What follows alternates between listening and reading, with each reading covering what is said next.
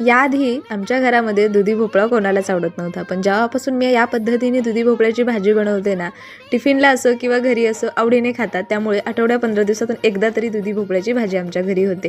त्यासाठी काय करायचं ना, मध्यम आकाराचा कोवळा दुधी भोपळा घ्यायचा, बारीक कट करून आहे ना पाणी घालून साईडला ठेवला. मिक्सरच्या भांड्यामध्ये 5-6 लसणाच्या पाकळ्या, थोडीशी कोथिंबीर, 2-3 हिरव्या मिरच्या आणि अगदी थोडंसं आलं, पाणी न घालता वाटण तयार केलं.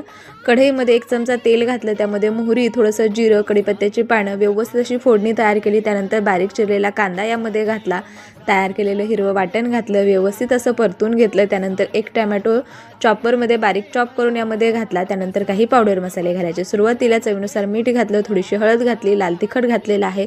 त्यानंतर यामध्ये कांदा लसूण मसाला आणि धना पावडर घालायची, चव खूप भारी येते. त्यानंतर 1 तासापूर्वी चणा डाळ भिजत घातली होती, 1 अर्धी वाटी चणा डाळ भिजवून घेतली, ती घातली, व्यवस्थित अशी परतून घ्यायची सुरुवातीला.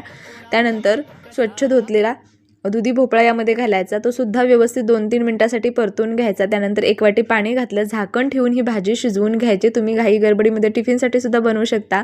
कुकरच्या एका शिट्टीमध्ये सुद्धा ही भाजी खूप छान होते किंवा दुपारच्या जेवणासाठी बनवू शकता. Bye bye.